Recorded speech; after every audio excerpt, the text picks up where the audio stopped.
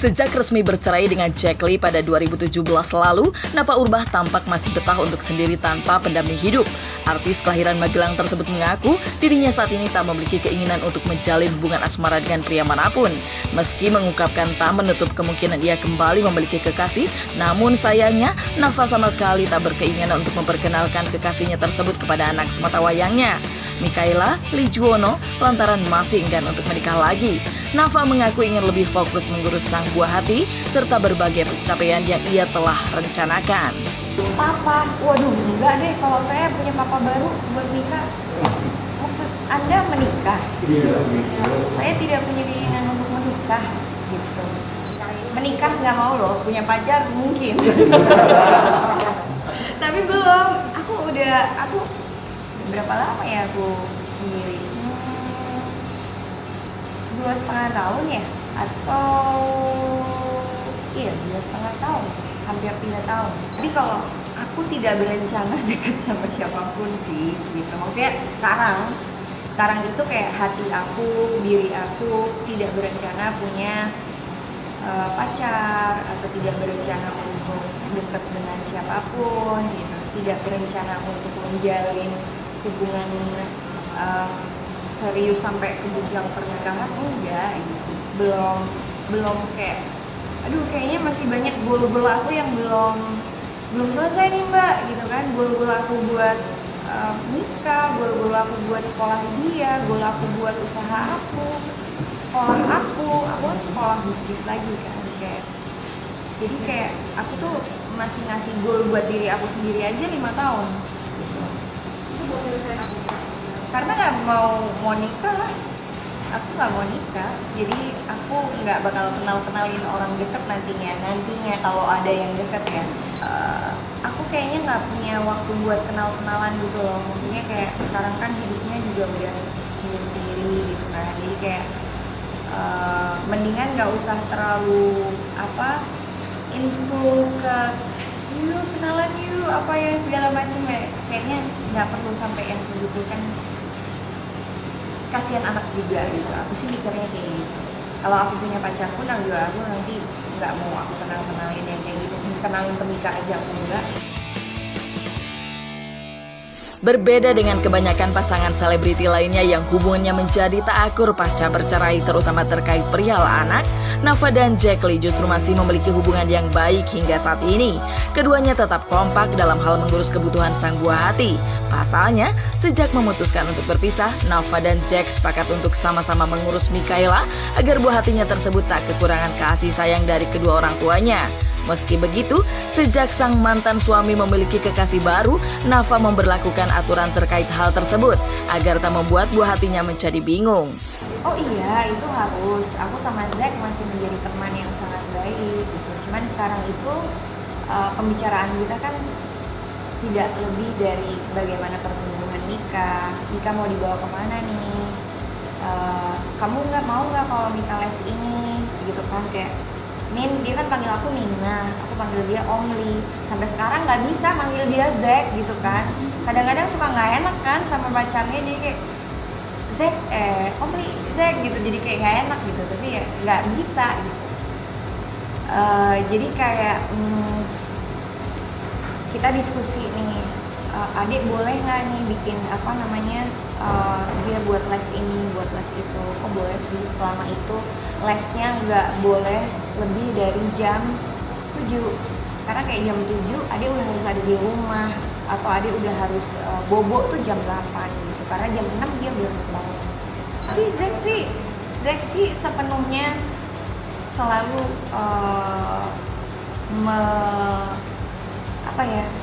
dalam urusan anak dia selalu diskusi dulu kalau Zack gitu. Cuman kayak aku yang agak banyak aturan sama dia gitu. Karena kan dia punya pacar kan, jadi kayak seberapa sering adik boleh ketemu atau seperti apa itu aku punya rule sendiri. Enggak, tetap boleh. Maksudnya kayak aku boleh kenalan gitu, tapi kasihan kan, maksudnya takutnya dia bingung gitu kayak kadang-kadang kan karena dia kan lihat mamanya sendiri terus gitu kan, kok mami nggak kayak diri sih, mami nggak punya pacar. Ade udah tahu apa itu pacar. Iya kan, dia ini punya pacar katanya gitu kan. Mami kok nggak, mami kenapa? Mami sayang ya sama Mika yang gitu. Iya mami sayang sama Mika. Pacarnya mami Tuhan, mami bilang gitu kan. Tapi lah adik nggak usah mikirin gitu, mami aja udah bahagia banget sama Mika.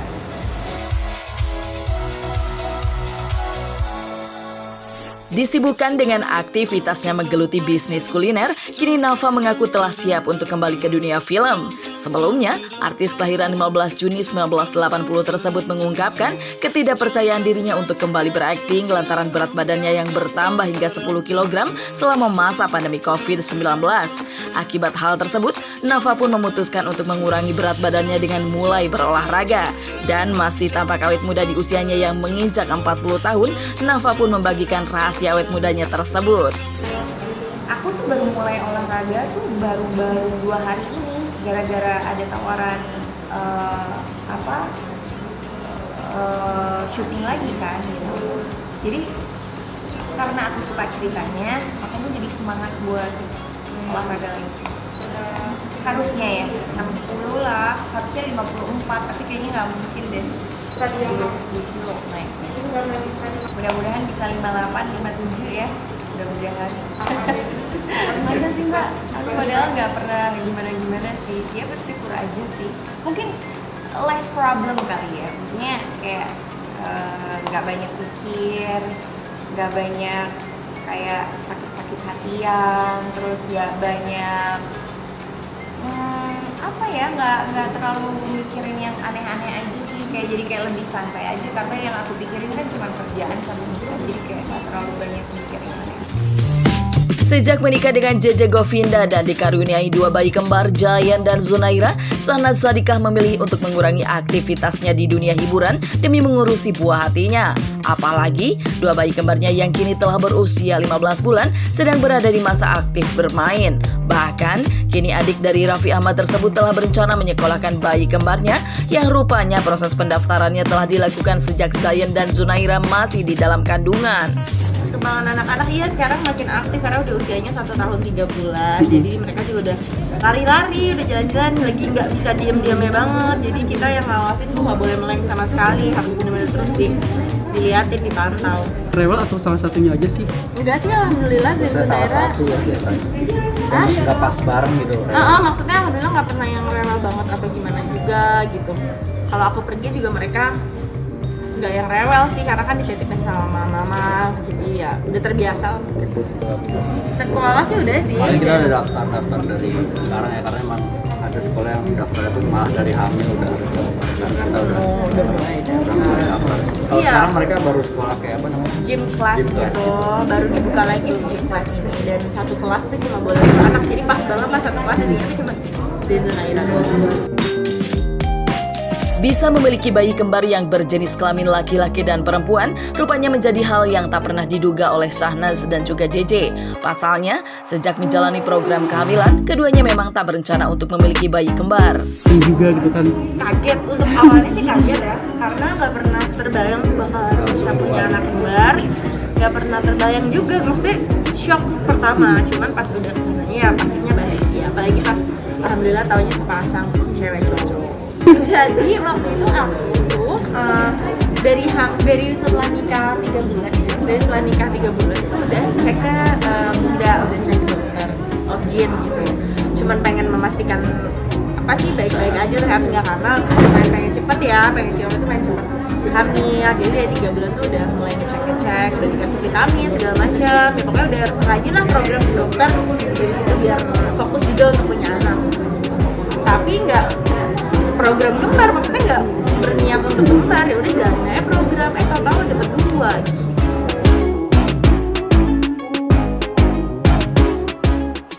Meski kini telah memiliki 2 anak sekaligus, rupanya masih belum cukup bagi Syahnaz dan JJ. Pasangan yang menikah pada 21 April 2018 lalu tersebut mengaku masih ingin menambah momongan lagi. Meski begitu, Syahnaz dan JJ tak ingin terburu-buru untuk kembali memiliki anak lantaran bayi kembarnya masih membutuhkan perhatian lebih dari keduanya. Insya Allah pengen. Insya Allah 1 lah. Insya Allah pengen. Tapi kalau dikasih kembar lagi ya. Anak berikutnya belum lah, nanti deh kalau sejujurnya jodohnya dia masih kecil banget, belum tahu kapan. Ya mungkin ini mah tahun lagi nanti 2 tahun dong, 3 tahun lah, 3 tahun ya, nanti dia lihat nanti. Waktu deket ini sih belum, masih fokus ke Zaitun Naira dulu karena kan alhamdulillah dikasih langsung 2 nih, jadi udah lah, nanti santai gitu untuk kesana. Jauh dari gosip miring, pasangan selebriti Indra Bekti dan Adila Jelita selalu tampil harmonis. Bahkan, sudah menginjak usia 10 tahun pernikahan, mereka masih tetap belajar mencari pasangan yang baik. Salah satunya dengan berbisnis bersama. Tak sampai di situ, Bekti suka quality time bersama istri di rumah karena baginya komunikasi adalah hal utama pasangan tetap langgeng. Bahkan, Bekti dan Adila kerap kali mencari celah di kesibukannya untuk jalan-jalan bersama. Ya, itu kita berdua akan selalu menjaga agar kita tetap saling mencintai, saling harmonis, menjaga citra kita masing-masing supaya kita juga jangan sampai ada berita-berita yang kurang enak gitu ya. Jadi kayaknya lebih baik kita menjalankan yang lurus-lurus aja ya Bun, dan insya Allah kita berdua akan juga menjadi orang yang selalu tawadu ya sama apa yang seharusnya dijalankan gitu ya, dengan kita beribadah dengan baik, kemudian dalam habluminallah habluminanasnya juga baik. Itu semoga sih kita terus berdoa, mohon kita juga masih terus belajar ya Bun, nggak kemudian tiba-tiba kita udah 10 tahun gitu kayak udah senior banget gitu. Jadi kita pun belajar dari yang senior lagi, yang udah puluhan tahun menikah, dan sama yang mungkin yang baru-baru juga ya. Kita juga banyak belajar juga sama yang baru-baru gitu. Bisnis pasti, untuk bisnis pasti, karena itulah kualitas kita tuh di dalam bisnis, di dalam bercinta. Di rumah juga kalau kita bikin pulangnya malam, tetap kita harus ada kayak Kualitas kita berdua makan gitu, bareng, di nonton rumah apa yang kita nonton. sukain bareng. Jadi nggak masuk ke dalam. Tiba-tiba baru keinget, oh yang itu mau ngobrol ini gitu. Ya benar. Jadi Komunikasi sih nomor 1. iya, komunikasi, kita harus ada komunikasi. Kita hari itu ngapain aja sih, laporan gitu, Bunda laporan, aku laporan, jadi hari ini gini, hari itu begitu gitu. Jadi makan malam kan, jadi udah jam 10, jam 11 kita baru makan ini begini jadinya. Bunda sih ya kebetulan sih walaupun pandemi seperti ini kita tetap mencari-cari celah ya untuk kita mungkin bisa jalan-jalan untuk berdua atau sama keluarga gitu. Dan ya kita sih pengen banget untuk bisa tetap menjaga itu gitu ya, walaupun lagi tempat ini masih belum boleh, tempat itu masih belum, udah awal-awal pandemi itu kan ya, itu kita cukup stres ya. Cukup stres karena kita merasa bahwa kok ini ada hal yang kayak gini yang membuat kita jadi nggak bisa berduaan untuk jalan-jalan. Dan akhirnya tapi ya tetap setelah kita tentunya ikutin apa arahan pemerintah ya, pada saat memang lagi PSBB gitu ya, kita memang nggak bisa kemana-mana dulu. Cuman ya akhirnya kita pastinya adalah dengan ya udah di rumah aja, tetap kalau memang kita mau lagi berdua gitu ya, pisah dulu sama anak-anak gitu, maksudnya kita ngobrol di mana, di teras gitu ya, ngobrol berdua kayak pacaran di rumah. Jadi itu aja menyenangkan ya, berada di rumah juga. Iya. Di samping itu, bulan Ramadan yang sebentar lagi membuat Bekti dan Adila sudah mempersiapkan untuk menyambut bulan penuh berkah tersebut. Meskipun kekhawatirannya karena pandemik, banyak yang mereka rindukan seperti taraweh, buka bersama sampai membagikan makanan gratis. Selain itu, Bekti ingin hatam 30 juz di bulan Ramadan kali ini. Nggak bisa buka puasa bersama, nggak bisa bukber, biasa kita ke mall bukber gitu ya. Ini nggak bisa kemarin, itu yang kita kangenin sih, bukber, apalagi Bu yang dikangenin. Ya itu udah puasa bareng buka bersama. Kita biasanya Ngabuburit. Ngabuburit, apalagi kita sahur lah gitu. Terus kita kadang kan maksudnya kita keliling ya gitu untuk bagi-bagi gitu kan. Waktu itu kemarin bener-bener nggak boleh ya kan. Sekarang ya insya Allah lah bisa setengah, maksudnya dengan protokol kesehatan insya Allah kita bisa lakukan lagi gitu. Ya betul. Aku kemarin udah niat pengen hatam ya Bun, aduh di pandemi ini main di rumah aja, kayaknya cuma pandemi. Ternyata alhamdulillah. Gimana Bun? Apa? Enggak Enggaknya sampai. gimana? Enggaknya? Enggak sampai. Oh, makasih. Alhamdulillah. Apa tuh? Ya, ternyata ada pasti dari pekerjaan tadi kan ternyata ya alhamdulillah itu rezeki juga ya. Tapi aku udah niat gitu untuk hatam. Tapi ya aku berusaha sih. Udah tinggal dikit lagi sih. Ini untuk di bulan Ramadan ini pasti aku insyaallah hatam deh, Bun. Amin. Ya Allah, ya Allah. Aku udah bikin kayak jadwalnya gitu. Pokoknya misalnya 30 hari itu 30 juz, 1 juz tuh pokoknya harus dibagi 5 gitu kan. Satu kali habis sholat terus haji gitu-gitu kan. Aku coba gitu kan. Kok agak berat juga ya kan.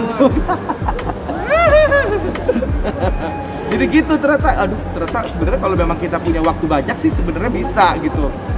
Ya, bisa aja sih, selama Bapak kan nggak Ya, aku nyetir sampai beli Bapak itu. bisa dalam mobil ya. Nah, kan? aku sampai beli Quran yang kecil gitu untuk bisa di mobil kayak atau apa gitu sok-sok bawa gitu ya Bun ya. Gak dipakai juga tuh. Bawa doang. Maunya emang di rumah maunya gitu.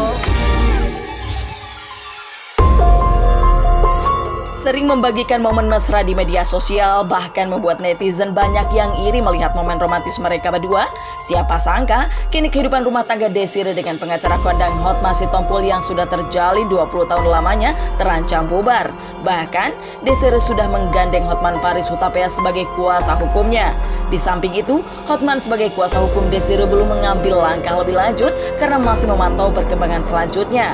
Selain itu, dalam kasus ini tidak ada kekerasan, akan tetapi suami Desire Hotman Sitompul tak pernah mengunjungi atau berkomunikasi dengannya sejak 2 bulan lalu. Kita jangan dulu bicara orang ketiga. Ini fokus kepada ibunya. Hotman bukan ketiga. 1000-an ada, orang ke 1000, ke 200 ada. Setiap hari di wanita cantik. Ya kita lihat perkembangan. Apakah memang sudah waktunya secara hukum atau tidak? Ya. Nggak ada kekerasan. Tidak ada kekerasan. Jawabannya apa? Coba, biar dari kaput apa jawabannya?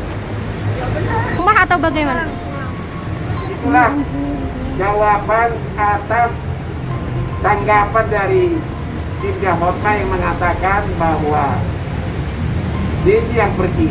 Kalau Desi yang pergi, nggak mungkin dong 2 bulan penuh tidak dikunjungi, tidak dijemput, tidak dihubungi, tidak ada WA. Sudah ditunjuk sebagai kuasa hukum Desire, Hotman mengaku kliennya datang kepadanya untuk curhat tapi sambil menangis. Terlepas dari itu, Hotman menginginkan agar rumah tangga Desire dan Hotman Sitompul bisa kembali utuh seperti sedia kala. Kita lihat dulu perkembangan, kita menunggu waktu.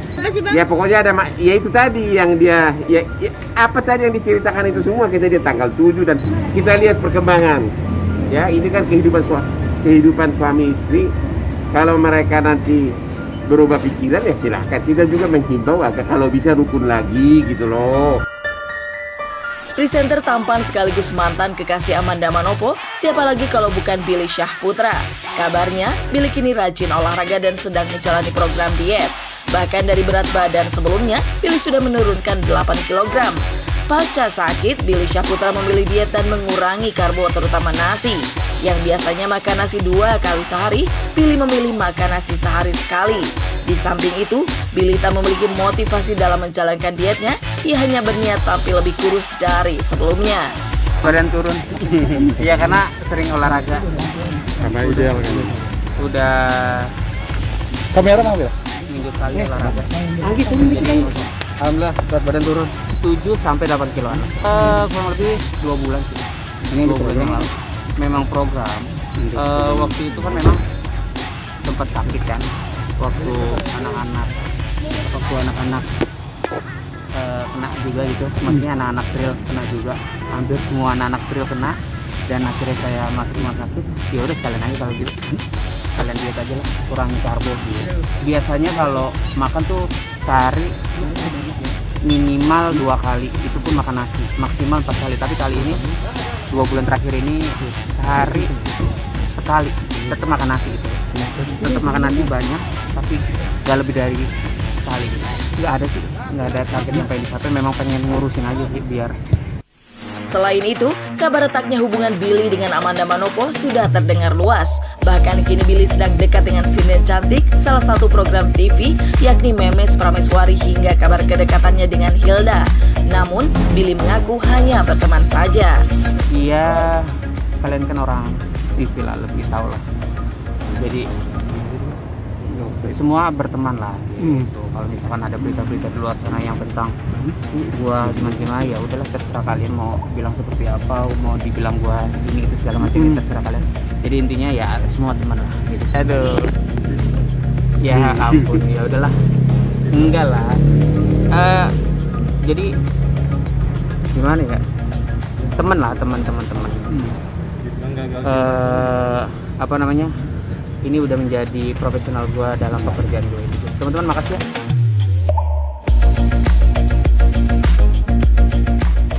Artis cantik Tia Aristia bercerita tentang pertumbuhan kedua buah hatinya, yakni Kanaka dan Kalundra, yang semakin aktif dan lucu.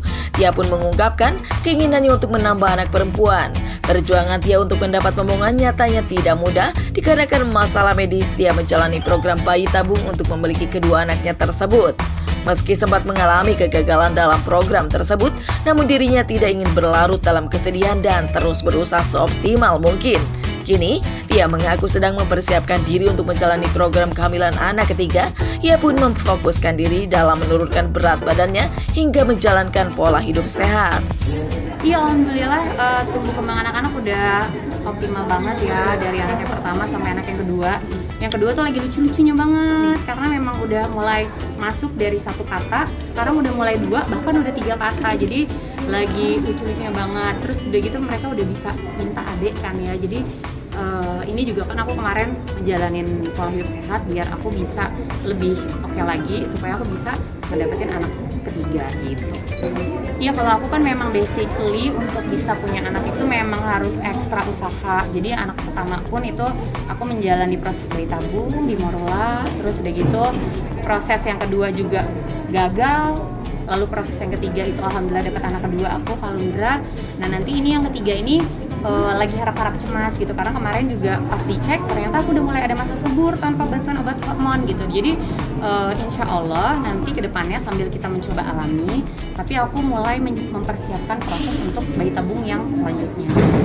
Sebenarnya mungkin bukan kecewa sih, tapi yang namanya kalau bayi tabung atau mungkin program hamil apapun itu udah pasti ada 2 kemungkinan berhasil ataupun tidak berhasil. Itu adalah hal yang biasa. Tapi kalau misalkan kemarin yang aku rasakan pas aku nggak berhasil itu ya pastinya ada downnya sedikit ya. Cuman aku tuh tipe orang yang nggak mau terlalu kayak berlarut-larut, jadi down sebentar, ngumpulin energi lagi, terus aku usaha. Alhamdulillah yang ketiga berhasil. Iya nih, pengennya sih segera ya. Insya Allah sih dalam waktu dekat ini ada beberapa memang treatment yang harus aku lalui lagi. Cuman kan memang kemarin baru nurunin berat badan, jadi aku harus benar-benar steady dulu berat badannya selama 1 atau 2 bulan, baru habis itu aku bisa melanjutkan program selanjutnya gitu. Ya insya Allah mudah-mudahan aja kebobolan kebobolan duluan. Kalau misalnya enggak ya udah kita lanjutin bayi tabung. Aku masih punya 3 simpanan embrio. Justru memang pengen program satu lagi karena memang pengen perempuan gitu. Jadi doain aja ya.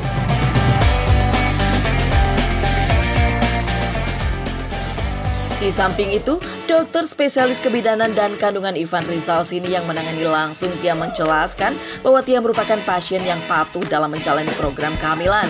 Dengan patuh Tia menerapkan perbaikan gaya hidup sehat yang merupakan upaya yang perlu dilakukan untuk keberhasilan program kehamilan. Ya kalau kita lihat dia sebagai pasien yang sangat patuh sama sama saran dokternya, itu benar-benar berupaya kuat dia dengan olahraga, dengan perbaikan gaya hidup, dan kelihatan sekarang bahwa dengan appearance, berat badan yang lebih rendah ya, lebih turun, dan itu memberikan yang pasti lebih baik untuk dia mulai program. Malah saya dengar katanya siklus haidnya udah teratur lagi, itu udah bagus.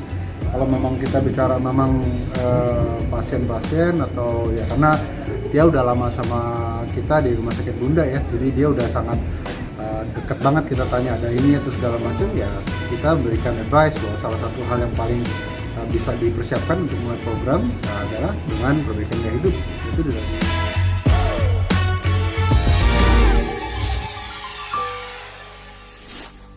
Kabar perhara rumah tangga pengacara kondang Hotma Sitompul dan Desiree Tarigan tengah menghebohkan publik hingga menjadi trending di dunia maya. Pasalnya rumah tangga mereka dikenal harmonis dan jauh dari gosip miring, namun kini terjadi perselisihan dengan terjadinya pengusiran Desiree dari rumahnya sendiri. Bukan hanya warganet yang menyayangkan kejadian tersebut, namun artis muda Giorgiono Abraham dan Yasmin Epper pun turut menanggapi hal ini. Saat ditemui tim Bintang Mas Entertainment di lokasi syuting di kawasan Bogor, Abraham dan Yasmin menyesalkan perselisihan dari orang tua Bams X Samson. Menurut Yasmin, semuanya bisa dibicarakan terlebih dahulu dengan baik-baik tanpa harus mengusir istri dari rumah. Hal itu membuat Yasmin mengaku kurang respect terhadap pria seperti itu. Salah dong. Masa udah nikah 20 tahun tadi ya? Nikah 20 tahun, terus gara-gara ada orang ketiga, sekarang istrinya tiba-tiba diusir dari rumah, dia yang nggak tahu apa-apa. Kalau bosan gimana misalnya? Suaminya bosan gimana? Iya, you tell before it happens lah. Kayak yaudah, yang penting kayak bikin agreement, jangan tiba-tiba kamu ngusir. Iya dong. Kayak itu harus agreement dari like both of them gitu kayak. Masa tiba-tiba kamu nyerahin terus kamu barangnya dikeluarin terus gue. Oh, diusir gitu, dikeluarin? Iya, diusir, bener-bener diusir. Wah, nggak bisa kayak gitu. I feel disrespected. Aku ngerasa disrespected. Bener sih, gue juga ngerasa disrespected banget. Gue malu sebagai laki-laki. Kok kenapa masih ada laki-laki seperti itu? Gue malu banget. Sementara Gino mengaku merasa malu sebagai laki-laki karena mengetahui ada seorang pria yang tidak gentle seperti itu. Bagi Gino, sebesar apapun masalah yang terjadi harus diselesaikan dengan kepala dingin. Terlebih, adanya pengusiran seorang istri yakni Desiree yang telah menemani lebih dari 20 tahun merupakan tindakan yang salah. Pertama, dalam kepercayaan gue, apa yang sudah disatukan tidak boleh dipisahkan, ya kan? Kita manusia di mana kita bukan kita nggak pernah tahu masalah sebesar apa ya, kan? So misalnya pun, let's say banyak juga yang sudah terpaksa harus cerai, bagaimanapun itu ya harus dibicarakan baik-baik dan harus benar-benar dapat persetujuan dari dua belah pihak, nggak bisa dari satu sisi. Apalagi dengan cara mengusir itu, wah itu benar-benar itu yang dari bilang saya malu sebagai laki-laki karena banyak sekali laki-laki yang seperti itu, karena ya setahu saya orang-orang terdekat saya itu nggak pernah sih yang benar-benar hal seperti ini tuh menurut pertama kali sih aku dengar, apalagi sudah 20 tahun menikah. Sama sekali enggak lah, itu benar-benar sama sekali nggak gentle banget. Terus apalagi nih, wah sama sekali nggak gentle sih. Jauh dari nggak usah istri deh. Sekarang gini aja, kalau sekarang ada tamu atau temen gue main ke rumah nginep di situ, kalau gue keberatan, gue akan memilih kata-kata yang baik. Sorry bro, gue harus syuting, gue harus ada kerjaan. Musirnya bukan lo keluar nggak sekarang? 1 jam lagi, kalau enggak gue itu kan sudah tidak, ini istrinya sendiri gitu. Iya benar. Wah itu sih udah nggak benar. Ya, it's not fair juga sih. Kalau kita nggak tahu sih perjanjiannya seperti apa ya, diskusinya seperti apa. Aku bukan membela sisi cowok, tapi kan kita nggak tahu. Nah itu harus cari tahu. Tapi whatever it is, mengusir istri dengan cara kayak gitu sih udah salah. Isu perselingkuhan Ayus dan Nisa Sabian kembali menjadi sorotan lantaran video Nisa Sabian disebut tengah berbadan 2. Rupanya, kabar tersebut sampai ke telinga paranormal Mbah Mijan. Dalam cuitannya di Twitter, Mbah Mijan seakan membenarkan isu tersebut terjadi. Saat dikonfirmasi, Mbah Mijan mengaku hanya guyonan belaka. Akan tetapi, ia tampak syok karena cuitannya viral dan digabungkan dengan video Nisa oleh oknum tertentu. Bahkan banyak netizen yang menyambangi Instagram Mbah Mijan untuk membuli. Kalian itu ada aja orang itu cuitan ngawur diseriusin amat sih. Kalau secara gaib tidak ada penglihatan yang aneh-aneh ya, gitu kan. Sementara ini juga misalkan nggak bisa dihubungin oleh siapa-siapa, nggak bisa diinterview siapa-siapa. Mbak pikir ya itu cuma cuitan ngawur dan itu tuh siapa itu media-media itu tuh masa gabungin cuitan Mbak Mijan sama video itu gimana ceritanya kan? Itu kan video lama kan nggak pada pakai masker gitu kan? Iya. Tapi diperhatikan maskernya doang sama netizen. kan gitu. Ya udah itu aja sih. Ya seandainya misalnya seumpama hamil pun ya nggak ada masalah kan udah sendiri, sama-sama sendiri. Apalagi misalnya nanti melahirkan misalnya, alhamdulillah ya kita berdoa saja, menyemangati kan gitu. Tapi kan yang jelas cuitan Mbak Mijan tuh cuitan ngawur, jangan digabung-gabungkan sama video begitu. Ya ampun, jadi rame begitu kan. Ya banyak banget kalau netizen yang nge-DM. Cuma ada yang nge-DM ngasih info, ada yang nge-DM ngebully. Jadi bingung Mbak Mijan mau bahas yang mana kan gitu. Yang ngasih info begitu, yang ngasih bully begitu, gitu aja. Tapi Mbak Mijan no komen tentang info yang diberikan netizen itu kan gitu. Kalau buat Mbak Mijan sendiri, Indonesia masih bisa diajak bercanda, gitu, masih bisa. Jadi aman-aman saja. Artinya, monggo silakan mau ngebully juga nggak apa-apa. Dari berbagai macam kasus tokoh publik yang dibully itu kan paling seminggu 2 minggu bertahannya mereka. Karena kalau lepas dari 2 minggu juga diem lagi. Tidak ada yang konsisten membuli. Harusnya kalau mau konsisten membuli, jadi dibully terus Mbak Mijan sampai nanti ketemulah waktunya kan begitu. Tak sampai di situ, Mbak Mizan membuat cuitan tersebut bertujuan memberikan Nisa Sabian semangat kalaupun memang benar terjadi Mbak Mizan ikut senang. Di samping itu, Mbak Mizan memang sudah melihat aura Ayus dan Nisa berwarna merah jambu yang artinya ada ikatan asmara. Kalau Mbak Mizan jauh di mata tapi dekat di hati dengan Nisa, makanya kan pasti Mbak mendoakan yang terbaik. Dan itu kan cuitan memberi semangat. Bukan nyebarin info macam-macam, memberi semangat. Kalau misalnya memang iya ya alhamdulillah Mbak Mijan dapat cucu baru gitu. Mungkin besok gitu, Jadi pengalaman dari yang sudah Mbak diserang dulu nih sama netizen, ya kan? Setelah diserang, tek nanti bener tuh. Mbak pada diem kan mereka. Diemnya tuh bukan diam ngaku gue salah, enggak. Diemnya bodo amat kan begitu, netizen kan begitu netizen. Nah, kalau yang ini Mbak harap tidak begitu. Yang sudah Mbak Mijan ngomong, plek, diserbu, dibully, tapi nanti terbukti itu ya sudah tuh. Nah, nggak tahu kalau yang ini, mudah-mudahan jangan terbukti, orang cuma cuitan ngawur gitu aja. Kalau dari aura yang Mbak baca di antara Ayus dan Nisa, memang auranya berwarna merah jambu ya, atau pink, tapi nggak terlalu kuat. Pink itu maksudnya sebagai simbol bahwa mereka tuh sama-sama merespon ya, sama-sama merespon dalam simbol asmara gitu. Cuma kalau nanti warna pinknya menguat atau mungkin lebih tebal lagi, otomatis kesimpulannya adalah mereka akan berjodoh panjang. Nah sementara masih tipis, sampai sekarang masih tipis-tipis, itu berpotensi untuk bisa patah di tengah jalan atau bisa lanjut, tergantung dari bahasanya, adaptasi mereka berdua gitu. Itu seperti itu. Jadi kalau yang Mbak Mijan lihat dari aura, mereka sama-sama mungkin mengagumi ya, sama-sama agumi yang akhirnya membentuk sebuah aura seperti warna merah muda gitu. Kebahagiaan tengah menyelimuti pasangan artis Andrew Andika dan Tengku Dewi Putri menjelang kelahiran anak pertama mereka. Keduanya mengungkapkan bahwa anak pertamanya berjenis kelamin laki-laki dan sudah mempersiapkan banyak hal untuk buah hati yang telah dinantikannya itu. Andrew mengaku kini dirinya hanya menemani sang istri menjelang kelahiran anaknya yang semakin dekat. Selain itu, pasangan yang menikah sejak 2017 ini sudah tidak sabar dan sangat antusias menanti kelahiran anak mereka. Berbagai barang hingga kamar telah dipersiapkan. Meski demikian, Tengku Dewi Putri bercerita bahwa dirinya merasa sedikit khawatir mengenai cara mengurus bayi. Hingga dia bersama Andrew mengaku banyak bertanya dan mencari tahu bagaimana menjadi orang tua untuk pertama kalinya. Kegiatan sehari-harinya karena aku memang lagi nunggu untuk KPL atau lahiran. Jadi aku lebih banyak di rumah aja karena memang kondisinya memang udah 9 bulan kan. Ya nggak bisa banyak aktivitas juga. Terus kalau syuting sama nemenin istri. Udah sebulan ini nemenin istri.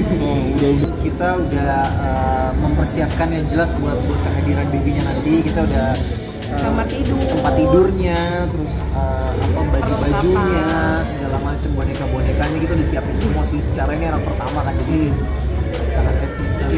Enggak dia salah ngomong. Bonekanya boneka buat cowok, kayak teddy bear gitu.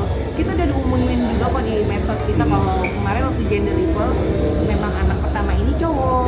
Kita sih ya, karena kita di orang tua kita berdua itu bukan cucu pertama gitu loh. Jadi maksudnya ini udah yang ke-7 mungkin gitu loh. Jadi agak santai aja kalau keluarga gitu loh.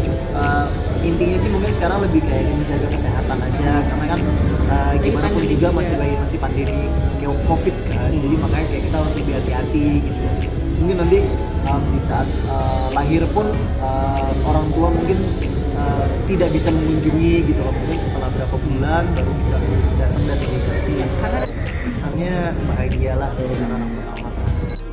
Ya pastilah, kalau misalnya kayak aku apalagi perempuan kan, jadi banyak kayak khawatir takutnya nggak bisa ngurus bayi, apalagi di pengalaman pertama. Jadi aku lebih banyak kayak nanya-nanya sama teman-teman yang punya baby, Terus kita cari-cari juga di internet juga, di YouTube, cara urus baby born, terus anaknya gimana. Nah, nanti begadang tuh harus gimana, tapi excited sih. Tak hanya sampai di situ, Andrew pun menceritakan keinginannya yang ingin memiliki anak kedua berjenis kelamin perempuan. Dan sang istri hanya mengharapkan kesehatan untuk buah hatinya nanti. Bahkan Andrew sudah berencana mempersiapkan beberapa les private untuk mengasah keahlian sang buah hati nantinya. Yang keduanya mudah-mudahan kita bisa dapat juga. Yang pertama anak cowok, udah aman, pas gitu kan. Ya apapun itu yang penting kita sehat. Udah mempersiapkan semuanya. Yang penting sehat, kondisi fisiknya, pokoknya nanti jadi anak yang membanggakan orang tua, pokoknya sehat-sehat semua lah. Les-lesnya udah kita siapin semua, les karate, les bola, les bahasa Inggris. Cuman maksudnya kayak pemikirannya kayak udah jauh gitu loh, kalau di sini orang tua kayak, wah gila nih anaknya harus ini.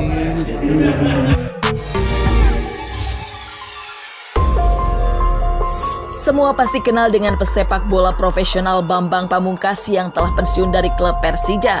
Tak disangka-sangka, pria usia 40 tahun ini digugat oleh sang istrinya yang bernama Amalia Fujiawati di Pengadilan Agama Jakarta Selatan. Hal tersebut dibenarkan oleh Wati Trisnawati selaku pengacara Amalia. Di samping itu, Bambang tak menghadiri sidang pemanggilan hari ini. Usut punya usut, Bambang sudah menikah dengan Amalia secara siri sejak 3 tahun lalu dan dikaruniai seorang anak. Bahkan, kini Amalia tengah mengandung 7 bulan. Menurut sang pengacara, Amalia hanya menuntut untuk pengesahan anaknya. Majelis hakim tadi, itu majelis hakim tunggal, karena ketua sama anggota ada sakit kena COVID. Jadi sidang diundur 2 minggu. Jadi sampai tanggal 14 April. Agendanya masih pemanggilan para pihak. Panggilan di beberapa ya. Pemanggilan pihak. Agendanya masih agendanya direncanakan itu mau dipenunjukan mediator, mau dimediasikan. Maksudnya gini, kan terkait ini kan memang ada pernikahan siri ya antara Pak Bambang dengan Bu Amalia, itu sekitar 3 tahun yang lalu ada pernikahan siri, memang belum sempat didaftarkan, dan dari pernikahan tersebut sudah ada dikaruniai 1 orang anak, dan kondisi Bu Amalia juga sekarang sudah hamil kurang lebih 6-7 bulanan lah ya. Nah ini terkait untuk anak legalitasnya, kami juga kan perlu tuh untuk pengasuhan anak ya, terkait nanti identitas anak itu sendiri, nanti untuk akta kelahiran, ijazah dan lain sebagainya. Jadi di sini kami mengajukan untuk pengesahan anak. Isbat nikah Bu? Isbat nikah. Aduh isbat nikah ya. Ini kan memang agak ini ya, karena kan Bu Bambang sendiri kan punya ini ya, punya pasangan. Ya, jadi kan kita Bu Amalia juga nggak menuntut seperti untuk isbat nikah. Nah istrinya? Untuk pengesahan asal usul anak. Yang penting untuk kepentingan anak di sini. Kalau kontak sih ini sampai dari yang 2 bulan yang lalu bukan. Jadi perceraian itu memang ini kan pernikahannya pun pernikahan siri dan surat, jadi secara syariat Islam belum didaftarkan di pengadilan di KUA. Jadi itu kok nggak ada, nanti gugatan cerai memang nggak ada. Tak sampai di situ, faktanya Bambang Pamungkas sudah mentalak Amalia dan disaksikan oleh kedua belah pihak keluarga serta seorang ustadz. Bahkan menurut pengacara Amalia, pengesahan anak sudah tertera jelas dalam pasal 43. Ini kan sudah ada pernikahan siri di antara mereka. Kan gitu. Iya. Jadi hanya minta pengakuan aja kok. Kan pihak PBB juga kan sudah mengajukan orang talak ya. Anak di bulan Desember ya. Yang pengesahan anak itu pada saat ada putusan MK tuh terkait yang Cica Muhtar sama yang Murdiono, memang ada itu kan. Jadi secara itu anak itu akhirnya punya hubungan keperdataan dengan ayah kandung atau ayah biologis dan keluarga ayah kandungnya. Itu pasal 43. Wajib secara hukum, iya wajib. Itu kan istilahnya hak anak ya. Hak anak dilindungi undang-undang juga, apalagi ada undang perlindungan anak. Ini kan anak juga punya hak dia untuk dilindungi, diberikan kasih sayang, diberikan nafkah. Itu mah ada saksinya, ada Ustadz, ada keluarga dari Bu Amalia, ada keluarga dari Pak BP itu diwakili sama temennya waktu itu ya. Jadi kalau secara syariat Islam sih sudah sah.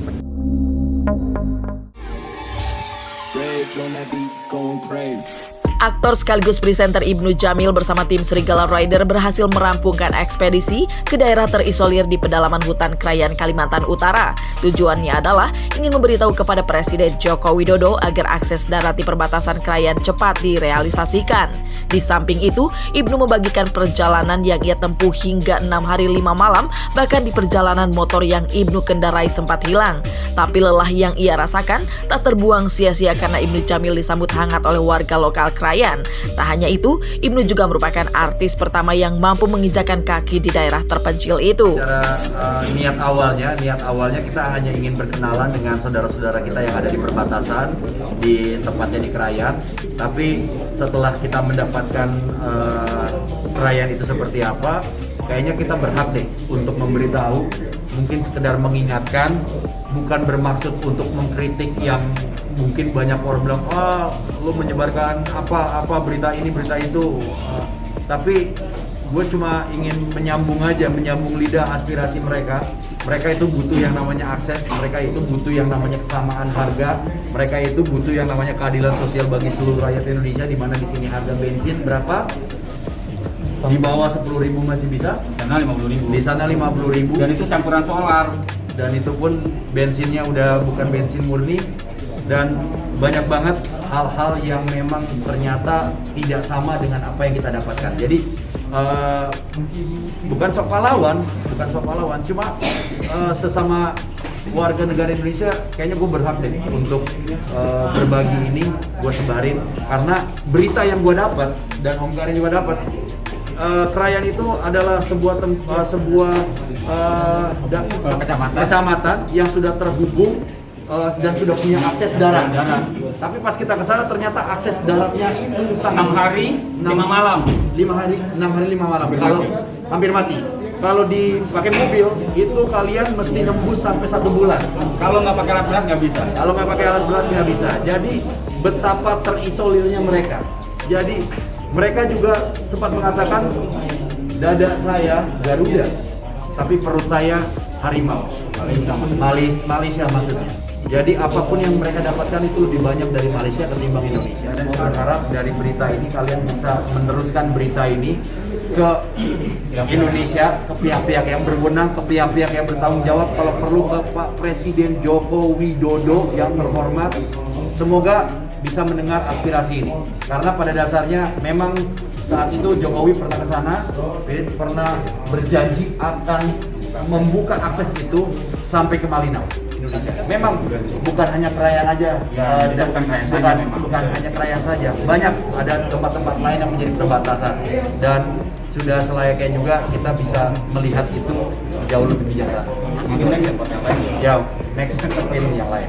Kita masih godok karena balik lagi yang persiapan untuk series Krayan ini aja kita butuh waktu yang cukup lama, mulai dari persiapan kendaraan kita, logistik, mental, informasi, terus juga mengenal track, mengenal jalur, jenis-jenis atau mungkin karakter dari hutan Kalimantan seperti apa, cuaca itu juga penting. Banyak.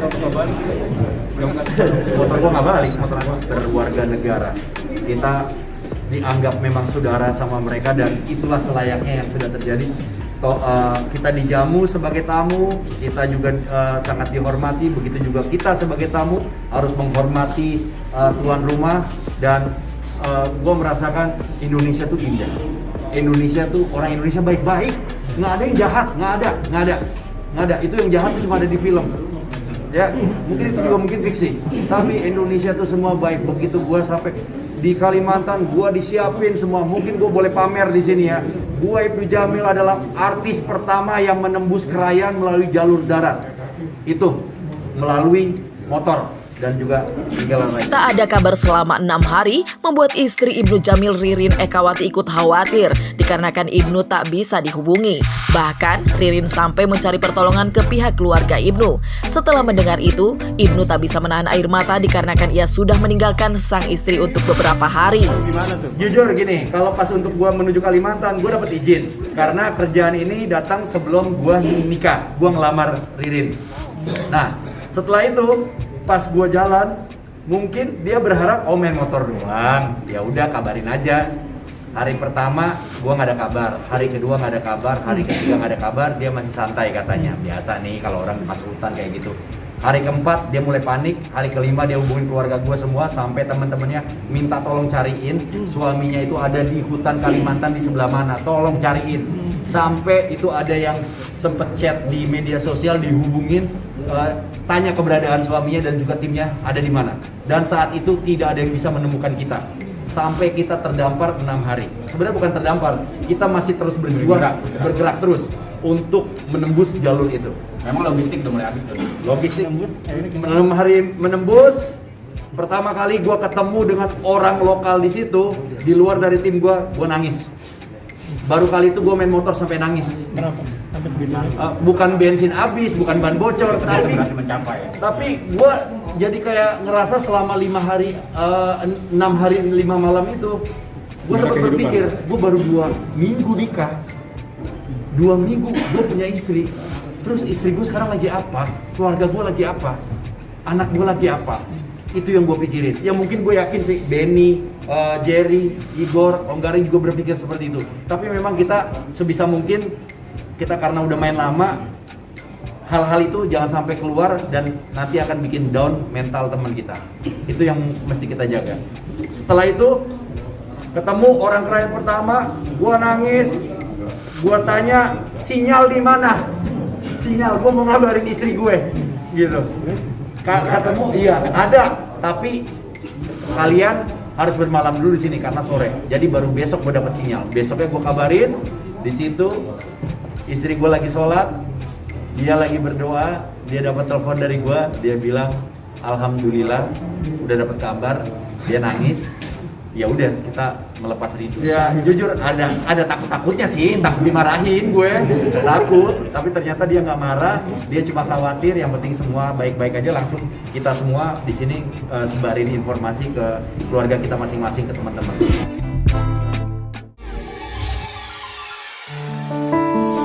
Jelang pernikahan Aurel Hermansyah dan Atta Halilintar yang akan segera dilaksanakan pada 3 April 2021 mendatang, Anang Hermansyah sebagai seorang ayah pun mengungkapkan rasa bahagianya melihat putri sulungnya yang akan segera menjalani kehidupan rumah tangga dan menyandang status sebagai seorang istri. Mendekati hari bahagia anaknya, Anang juga menceritakan keadaan serta kesiapan dari Aurel yang kini tengah dalam proses pingitan dan juga menjalani puasa putih demi mendapatkan kelancaran di hari bahagianya nanti. Sama seperti orang tua pada umumnya, Anang mengaku kepikiran namun selalu mendoakan agar acara pernikahan anaknya nanti bisa berjalan mulus. Selain itu, Anang juga membeberkan bahwa dirinya dan keluarga sudah mempercayai Atta untuk menjadi imam dari putri sulungnya itu dan berpesan pada Atta agar menjadi pemimpin rumah tangga yang baik. Persiapannya udah siap, mudah-mudahan gak ada halangan. Ya sedih seneng lah bahwa kakak akhirnya bisa berumah tangga seperti selayaknya yang perempuan lain. Pinang, dan akan, dan mudah-mudahan gak ada masalah. Dipingit kita, sehat, dia siap lahir batin. Ya curhatannya ya curhatan yang normal, bahwa aku juga kasih tahu bahwa kayak suami itu harus harus dilayani bagaimana. Ya tapi kan aku bilang bahwa kan Atta nggak sama Pipi, jadi ya yang malah kamu kan yang dekat harus ngerti. Semua orang tua dalam menuju hari H pasti kepikiran. Apakah ini bisa berjalan mulus, tapi doain aja. Ya perbekalannya dia sekarang lagi puasa putih, ya makannya putih-putih. Nasi putih, serba putih dia makan. Udah ini berjalan 2 hari, pokoknya sampai hari H. Iya, bundanya kasih tahu Kak, dulu bunda itu gini. Ya udah aku mau kayak bunda ya. Ya. Ya Atta kan jadi pemimpin, jadi imam. Ya aku pasti udah menitipkan anakku. Kita semua keluarga melepas Aurel dengan dia, ya dia harus memimpin dengan baik. Tempatnya di tempat yang sama. Mendekati hari bahagia sang kakak, Azriel Hermansyah juga menceritakan segala persiapan pernikahan kakaknya yang sudah selesai, mulai dari jas hingga sepatu yang akan dikenakan anggota keluarga pada pernikahan Atta dan Aurel nanti sudah siap semua. Dan ia pun turut meminta doa kepada semuanya agar pernikahan kakaknya nanti dapat berjalan dengan lancar.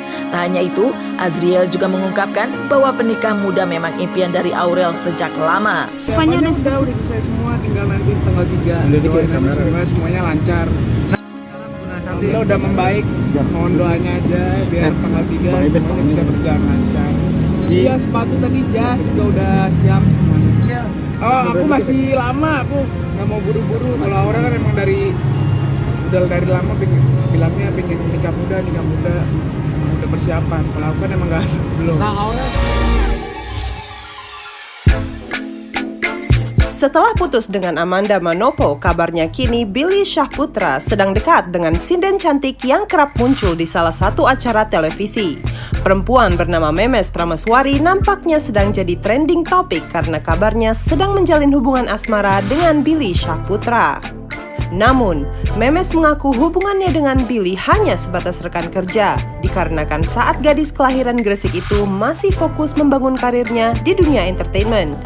Bahkan, Memes tak mau ambil pusing terhadap tanggapan netizen yang bilang Memes sedang pansos. Bagi Memes, Billy merupakan orang baik untuk dijadikan partner kerja. Aku sama Kak Billy juga teman kerja. Kita sama sih kayak kemarin aku bilang. Nggak berubah. Orangnya baik, tulus juga. Kalau aku sih terserah dari teman-teman semuanya, semua punya hak bebas berpendapat. Yang penting aku tetap fokus kerja di dunia entertain. Gimana ya, kalau aku sih pokoknya fokus kerja aja. Untuk yang lain-lainnya serah dari dia. Enggak juga, paling cuma di sini aja kalau pas lagi kerja bareng gitu aja sih. Kalau semuanya sih di tiap kerjaan tuh pasti ada adaptasinya, ada pro kontranya. Jadi ya ada challenging tersendiri sih bisa kerja. Di samping itu, Memes mengaku cuek dengan tanggapan haters, bahkan ia tak aktif membalas komen netizen. Memes sendiri sudah paham dan siap menanggung resiko saat bekerja di dunia hiburan. Tak hanya itu, Memes pun mengaku masih single dan tak banyak memiliki kriteria tertentu untuk menjadi kekasihnya nanti. Aku orangnya cuek sih kalau misalnya hal-hal yang kayak gitu, aku nggak terlalu sering main di Instagram, main sosial media gimana juga. Terus aku nggak terlalu sering bacain DM karena DM aku kan aku protect. Jadi yang follow-followan doang yang aku bisa baca gitu. Cuman kalau misalnya pas lihat di komen-komen ada yang support, aku bisa bilang terima kasih. Pastinya udah tahu sih, tapi kita semua ya tinggal jalanin aja, terus kita langsung hadapin aja. Kalau aku sendiri jomblo apa ya? Aku sendiri jomblo sih, happy aja, lagi nggak sama siapa-siapa juga. Kriteria, aku orangnya nggak punya tipe A, B, C, D, E, F, G. Aku tuh orangnya simple. Kalau emang aku ngerasa cocok, terus nyambung, biasanya sih enak ke depan.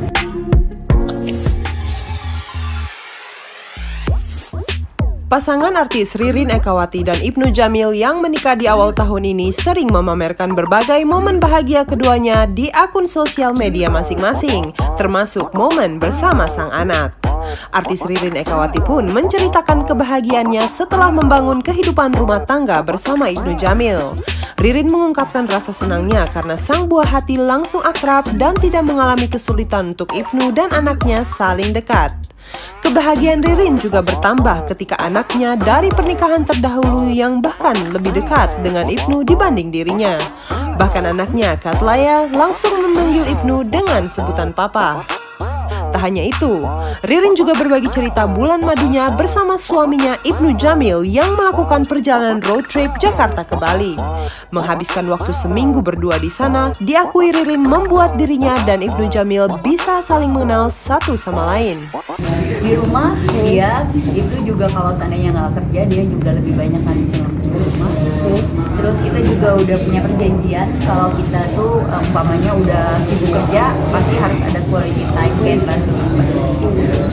Senang sih, aku bersyukur banget. Ibnu nggak terlalu susah untuk dekat sama anak-anakku juga bisa menerima Ibnu gitu. Jadi ya aku senang banget. Apalagi yang kecil, deket banget. Katlaya deket banget sama anak kecil ya? Iya, dia suka sama anak kecil. terus manggilnya juga udah panggil papa gitu. Bukan gemes banget. Kalau dia belum pulang yang nelpon kan ya, jadi aku nggak usah nelpon.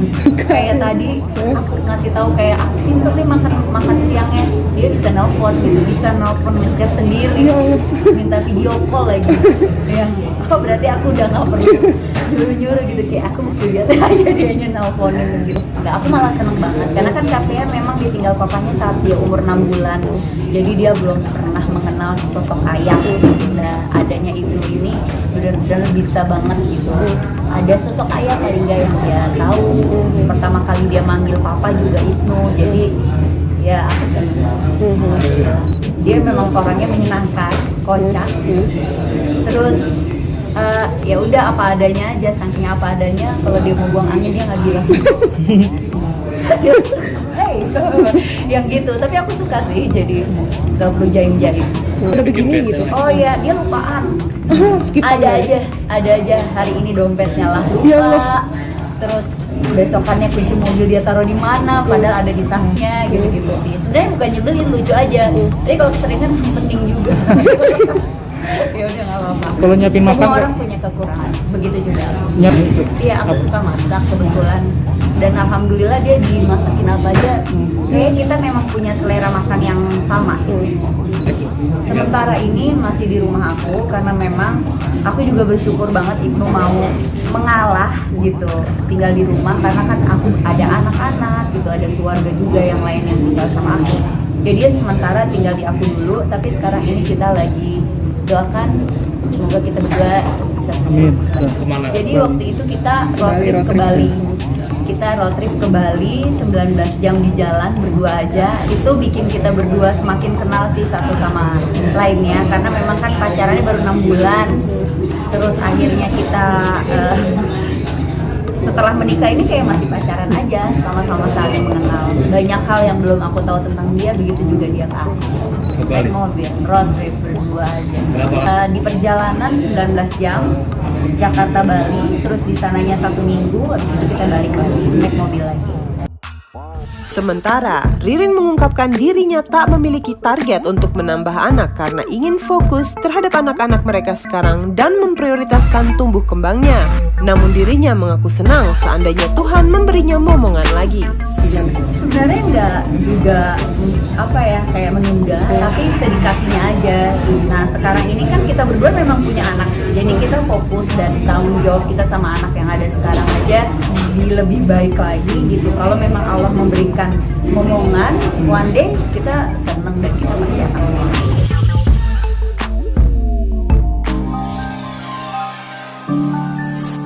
Musikus Indonesia yang memulai karir musiknya di Jerman, siapa yang tak kenal Sandy Sandoro. Di samping itu, Sandy kerap disandingkan oleh netizen dengan komedian Narji. Bahkan, mereka berdua sangat mensyukuri apa yang telah diciptakan Tuhan karena dengan kemiripan muka keduanya menghasilkan keuntungan. Usut punya usut, Narji sudah mengenal Sandy sejak 2014, bahkan pernah membuat proyek bersama. Bagi Narji, kerabatnya tersebut sangat seru bahkan cocok dengan karakter Narji yang suka berguyon. Bahkan, banyak orang yang susah membedakan Narji dengan Sandy Sandoro. Iya, orang itu takdir. Kalau gue merasa keberatan dengan omongan netizen, berarti gue berkeberatan dengan takdir dong. Kalau kita udah keberatan dengan takdir, berarti kan kita udah keberatan dengan yang memberi takdir. Terus juga kalau seandainya gue protes disama-samain, wah gini, berarti kita kan sudah tidak mensyukuri apa yang Tuhan kasih gitu kan. Justru dengan begini akhirnya maksimal kan. Akhirnya jadi cuan. Jadi cuan gitu. Itu aja yang saya lihat, apa yang mereka ini gimana caranya. Oh oke, dari situ benang merahnya saya lihat oke, mereka maunya begini, terus kalian jadiin aja deh. Jadiin begini, alhamdulillah. Iya. Bisa. Pertemuan kita itu yang sebenarnya jari orang aja. Jari orang lewat gadget. Iya. Iya, kita kenapa nggak jadiin sesuatu? Kan tadi kan maksudnya 2014 kita udah pernah kerjasama, dari setelah itu lebih ke jalan masing-masing. Kemudian udah lama saya nggak kontak Mas Nabi, kemudian saya pikir lagi pandemi kan, saya nanya juga, bro apa kabar, udah lama ketemu, baik lo gini. Ya udah, seperti saya ceritakan tadi, akhirnya jadian, kita bikin sesuatu. Pas dia udah mulai keluar nyanyi itu tahun berapa lu? 2009 itu udah mulai banyak tuh orang. Waktu itu masih zamannya Yahoo Messenger gitu-gitu. Banyak Friendster. Terus gue liat,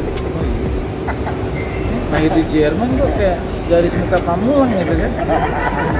Katanya, akhirnya iya emang daerah Ciputat juga. Akhirnya gue seru juga nih. Gue ketemu, akhirnya 2014 kita di produk yang sama. Emang seru orangnya, gue makin merasa seru juga, ternyata bisa bercanda. Ya gue nggak pernah jarang ngaca ya, karena itu salah satu benda yang paling gue benci di dunia. Ya kalau lu nanya kayak gitu, gue tanya, lu yang ngelihat. Nah, intinya gini loh, kita manusia ya, semua mirip pasti.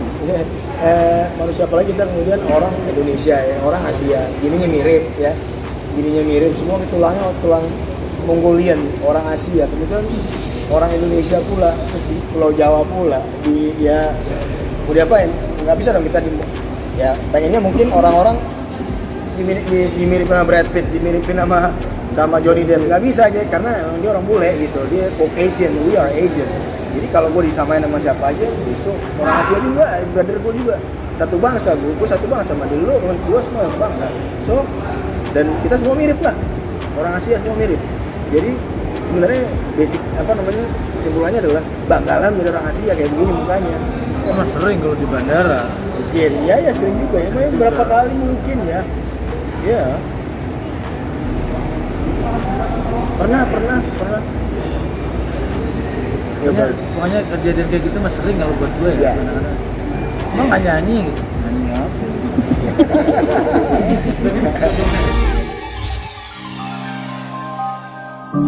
Wanita mana yang tidak ingin memiliki badan ideal dan sehat?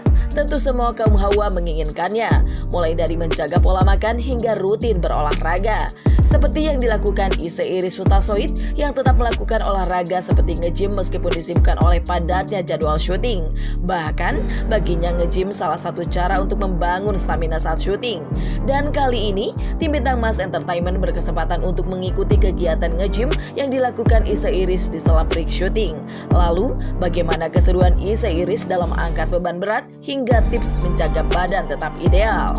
Assalamualaikum pemirsa, saya Iris dan kalian aku bawa olahraga. Hari ini aku mau latihan pull dan back, dan biasanya aku mulai di treadmill atau sepeda. Kayak beban. Terus backnya pasti pakai alat.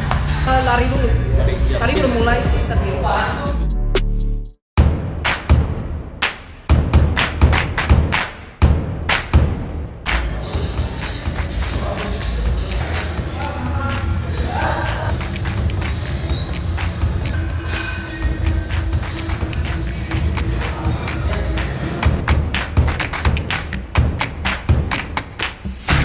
biasanya aku nggak fokus dengan jarak, aku fokusnya dengan kasih full sampai hampir nggak bisa lagi gitu. Awalnya aku warming up 4 kilo sejam biar nggak langsung lari, nanti kan kram. Aku naikin sampai 6 kilo sejam atau 5,5 kilo sejam. Setelah 2 menit atau 3 menit, aku mulai lari 8 kilo sejam biar bakar lemaknya, proses bakar lemak itu mulai lebih cepat. Terus setelah 5 menit kira-kira aku biasanya mulai lari 9 kilo sejam. Terus biasanya kalau aku lebih lama dari 10 menit aku mulainya 10, 11 atau 12 kilo sejam biar berkeringat. Kita langsung lanjut ke perut. Perut.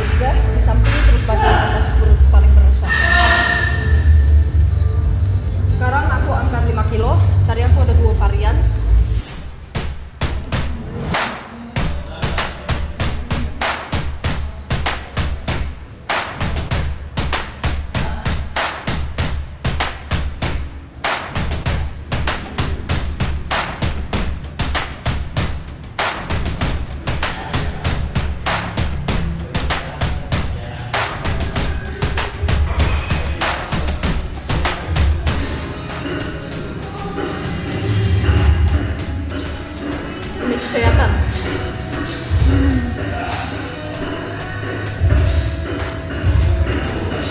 Selanjutnya mau latih apa lagi nih Kak?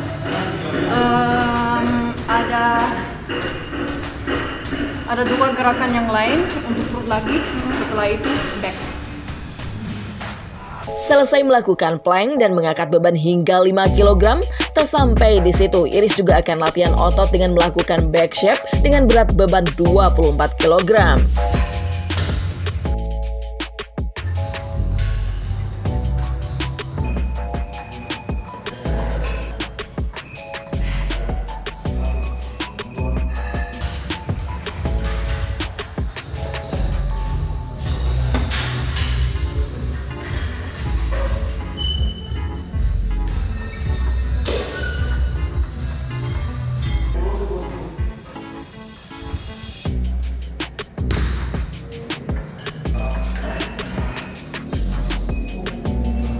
Setelah melakukan kegiatan nge-gym, ternyata Isa Iris awalnya tak suka dunia olahraga. Namun kini ia sangat merasakan khasiat dan manfaat dalam berolahraga. Bahkan, Isa menyempatkan olahraga sebelum syuting. Di samping itu, Isa membagikan pengalamannya menurunkan berat badan dari 80 kg sampai 45 kg. Aku mulai nge-gym pas pindah ke Indonesia 3 tahun lalu. Khusus untuk kerja, soalnya awalnya aku nggak suka olahraga. Nah sekarang niatnya aku membentukin badan, ngurusin badan, langsingin badan, terus turun berat badan. Tapi saat aku udah turun banget, terus mulai bentukin badan kan agak naik. Jadinya sekarang aku nggak lihat nimbangan lagi, tapi aku lihat bentuk badannya gimana. Soalnya bisa naik turun aja, tapi bentuknya sama aja. Ya itu benar sekali. Emang kalau apalagi pemain di TV ya, kita harus jaga fisik kita, bukan bentuk aja, penatapannya gimana, tapi juga kesehatan kita. Soalnya syutingnya itu bisa sampai pagi, sampai subuh kadang-kadang, atau mulainya dari subuh sampai subuh juga bisa. Aku pernah sih sampai 30 jam nggak tidur gara-gara syuting. Kita harus ngejaga kesehatan kita, dan menurut aku di gym itu dapat banget, soalnya olahraga seberat gini itu membantu nge-boost stamina kita. Kalau aku lagi dipanggil calling syuting pagi, aku tuh coba usahakan sebelum aku berangkat olahraga di rumah, soalnya tempat ini buka dari jam 8 dan biasanya kalinya jam 9, jadinya aku berangkat dari rumah jam 8. Kalau misalnya pulangnya cepat kayak hari ini, aku tuh bisa ke gym, kadang-kadang telat, tapi jadinya mending telat daripada enggak sama sekali kan. Terus kalau misalnya free, 1 hari libur penuh, aku pagi malam. Terus aku suka sepedahan, lihat tempat-tempat baru kayak gitu, jadinya emang suka bergerak terus. Aku biasanya 2 jam dengan warming up, termasuk warming up, stretching, cardio itu termasuk lari, sepedahan, terus boxing kalau misalnya nggak pasang kuku. Terus tergantung harinya aku latih apa hari ini. Aku kan perut dan back, kadang-kadang kaki, kadang-kadang banget bahu dan dada. Susah sih, yang menjaga makan emang yang paling susah, soalnya aku suka banget dengan makan. Aku tuh coba cari makanan yang enak tapi tetap sehat. Kan sukanya, oh ya pizza itu enak ya tapi nggak sehat. Nah aku suka manis, jadinya daripada permen aku ganti ke buah yang contoh mangga yang udah matang banget gitu, yang udah manis banget gitu, cukup manis juga. Jadinya ganti semua opsi ke opsi yang lebih sehat. Enggak, sebenarnya enggak. Soalnya pas aku baru pindah ke Indonesia, aku tuh hampir 80 kilo. Sekarang aku 55 kilo, tapi aku sempat 45 kilo, 45 dengan tinggi badan kayak aku 173, sebenarnya udah nggak sehat lagi. Dan ya taunya dunia entertain ini kan keras banget, disuruh oh ya turun 5 kilo lagi lah. Saat aku udah turun 5 kilo lagi, 40 kilo, kayaknya 5 kilo lagi deh gitu. Sampai aku kayak nggak ada berat badan lagi gitu. Sebenarnya itu diterusin, benar-benar cari batas kesehatan orang. Nah, aku udah sempat sakit gara-gara kurang makan, langsung jadi kurang tidur, stres, kayak benar-benar nggak sehat lagi. Makanya aku tuh dari 45 kilo itu aku naikin lagi, soalnya aku hanya tidur aja, kan biasanya kalau berdiri hitam kan, tiduran aja udah hitam. Jadinya sekarang aku paling mau turun sampai maksimum 50 kilo. Mulainya tuntutan kerjaan, tapi aku sukanya nge-gym sekarang karena sesuatu yang bisa bantu aku untuk ngejaga emosi aku. Contoh stres di kerja atau marah gara-gara nggak lancar kerjaan, atau di rumah agak gimana, atau di luar habis tabrak sama kucing, nggak tahu, udah pokoknya bantu dengan menjaga emosi dan menjaga badan juga. Dan yang enak banget sebenarnya setelah berapa minggu diukur lagi, wah itu udah lebih kecil, lihat kaca tuh kok malah tambah cantik aja ya, kayak itu enak banget sebenarnya. Itu yang 10 kilo itu aku harus bilang itu akan lama, soalnya pertama 20 kilo itu dari 80 kilo sampai 60 kilo itu gampang, soalnya itu hanya lemak yang kebakar. Nah, sekarang kita juga ngomong soal berat badan bagian otot, tulang, air, ya kan, bukan hanya massa lemak. Nah, lemaknya ini makin berkurang gitu, jadinya susah dibakar. Soalnya ada 2 tipe lemak, ada lemak yang keras, ada lemak yang lembut. Nah, lemak yang lembut itu gampang untuk dibakar, soalnya itu lepas dari usus kita. Nah, lemak yang keras itu nempel dengan usus kita dan itu susah untuk dibakar. Aku sebenarnya udah ada trauma soal turunin berat badan. Soalnya saat aku 45 kilo itu aku masuk ke rumah sakit, soalnya jatuh terus. Ini hitam, tulangnya di sini, semuanya kelihatan. Ini kelihatan, tulang aku di belakang ini kelihatan semua. Kalau misalnya aku main sit up untuk latih perut, aku ada memar di belakang, di bagian tulang tengah itu. Itu benar-benar udah tanda nggak ada lemak sama sekali. Tapi aku nggak sempat suka dengan badanku diriku sendiri, nggak sempat puas, walaupun udah kurus kering. Jadinya gara-gara aku ke brainwash, aku harus turun lagi, walaupun aku lihat aku nggak sehat, tapi taunya aku harus lebih kurus. Itu udah bawa aku kepikiran agak ke arah trauma. Soalnya benar-benar nggak sadar aku makin sakit. Maunya kurus aja biar bisa kerja, tapi sama sekali nggak bisa kerja. Soalnya jatuh mulu, nggak sehat. Jangan terlalu nge-push, jangan terlalu cepat nyerah juga. Jaga makanannya, jaga kesehatannya. Soalnya kamu perlu banyak energi untuk olahraga. Terus olahraganya konsisten, jangan bolos-bolos banyak. Soalnya badannya itu perlu dipump terus, didorong terus biar dia bisa menahan bentuk yang kamu ingin.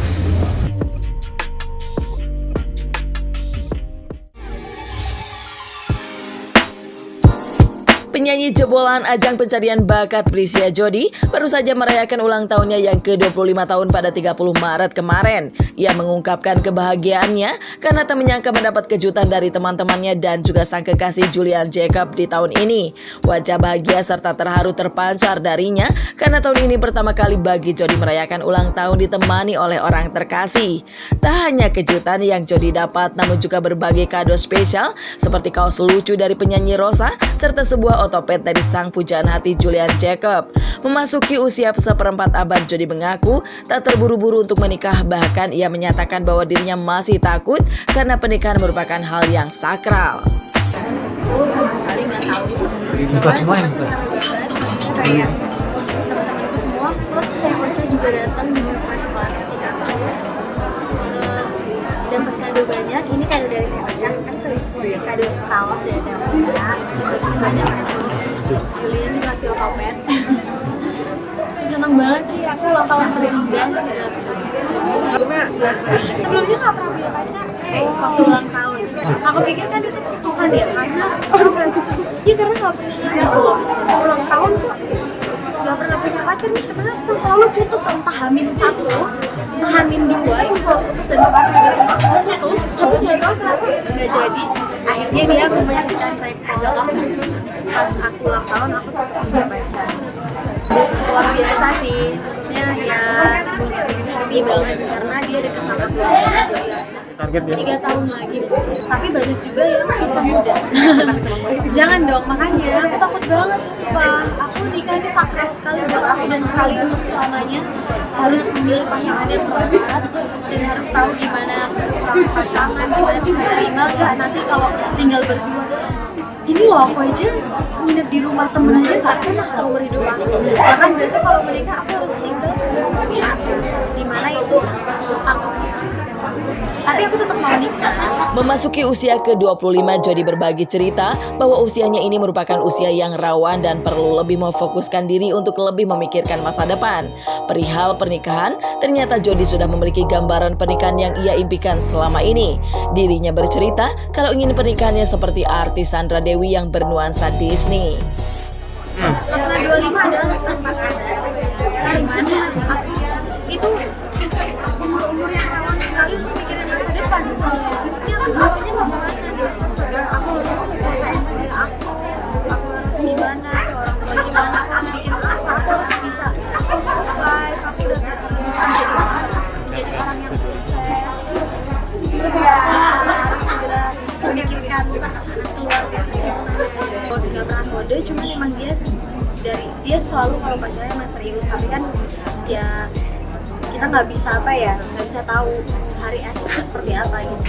Kalau niat pasti serius, jadi kita udah nggak main-main karena udah sama-sama gede. Kemudian 27, aku 25. Aku pengen nikah di ala-ala kayak Sandra Dewi, cinta banget. Iya, makanya aku nggak mau nikah pas pandemi karena aku nggak bisa ke Disney.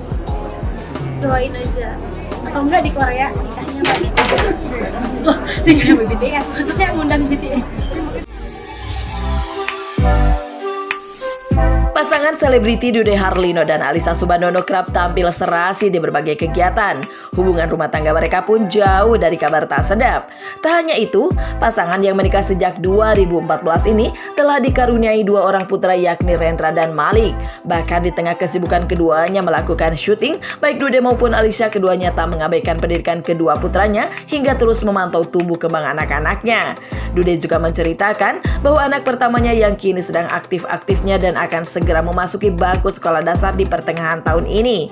Selain itu, diungkapkan juga perbedaan karakter di antara kedua anaknya, di mana karakter anak pertama yang berani bertemu orang baru, sedangkan anak keduanya yang memiliki karakter pemalu. Sebagai orang tua, Dude dan Alyssa juga melakukan pendekatan yang intens terhadap anaknya, mulai dari berdiskusi hingga bercerita untuk membangun hubungan yang terbuka. Rendra ini kalau saya lihat dia sebagai kakak, kan dia punya adik nih satu nih, Malik kan, jadi dia bisa nunjukin gitu bahwa dia sebagai kakak, dia sebagai pemimpin gitu ya, dan dia tuh karakter anak yang berani sebenarnya, nggak pernah malu ketemu orang, beda sama adiknya. Jadi agak malu, kalau dia enggak, dia malah senang bisa ketemu orang baru, siapapun yang datang ke rumah, kalau kita nggak tahan-tahan, dia bisa temuin semua di rumah. Dan tiba-tiba lari aja sendiri ya. Betul, dan anaknya suka ngobrol, bercerita. Dia tahu satu informasi itu dibahas sama kita. Oh, jadi planet Mars itu begini ya gitu. Itu dia kalau habis nonton antariksa tuh dia seneng banget kan. Oh, jadi pesawat tuh gitu ayah gitu. Jadi dia suka diskusi. Jadi begitulah orangnya ya. Insya Allah tahun ini masuk SD. Iya. Sekarang masih TK ya. TKB. Sekarang di TKB, Insya Allah pertengahan tahun ya. Kita berusaha memang sesering mungkin ya. Karena kan bisa video call, kemudian entah nanti orang rumah kirimin apa yang mereka lakukan gitu ya, di videoin. Apakah dia voice note juga sering banget. Intinya adalah supaya waktu-waktunya Rendra di rumah, kalau kita lagi di tempat syuting, dia tidak hilang gitu. Selalu ada dan kita selalu sapa dia, lagi ngapain, makan apa, segala macam. Dude dan Alisha keduanya sering mengunggah berbagai momen berdua juga bersama anak-anak di akun sosial medianya. Hal tersebut membuat banyak warganet beranggapan keduanya merupakan pasangan yang serasi dan harmonis. Menanggapi komentar dari warganet tersebut, Dude hanya bersyukur dan mendoakan semoga banyak keluarga yang sama-sama bahagia. Pasangan artis ini pun mengungkapkan bahwa mereka masih perlu banyak belajar dari pasangan lainnya. Kita masih belajar, bahkan malah kita juga harus belajar sama yang Lebih sudah jauh lagi. lebih tua, yang sudah lebih lama menjalankan rumah tangga, Iya, dan bisa menjaga keharmonisannya. Kita juga mesti belajar. Memang kita berusaha untuk bisa memberikan yang terbaik lah kalau darinya kepada masing-masing pasangan, kepada keluarga, karena ya itu yang bisa kita lakukan. Betul. Dan harus terus menjaga semuanya gitu. Mau kita pernikahan 1 tahun, 5 tahun, 10 tahun, 15 tahun, itu harus kita dijaga. Dan buat kita apresiasi dari banyak orang gitu, dari komen semua kita berterima kasih ya. Kita sangat menghargai itu dan kita bersyukur, dan kita justru juga banyak berdoa mudah-mudahan banyak rumah tangga juga bisa sama-sama bahagia, kita saling bisa belajar ya kan, karena memang rumah tangga ini kan satu perjalanan yang lika-likunya banyak nih sebenarnya kan, jadi perlu banyak belajar jadi ayah, jadi suami, jadi istri, segala macam. Berharap ya pasti Renda jadi anak soleh, lebih rajin lagi sholatnya ya kan, Semangat lagi belajarnya. semangat lagi menghafal Qur'annya ya kan, dan ya terus jadi anak yang terbaik lah insya Allah, dan mudah-mudahan kita juga bisa jadi orang tua terbaik untuk bisa ngajarin anak-anak kita insya Allah. Ya.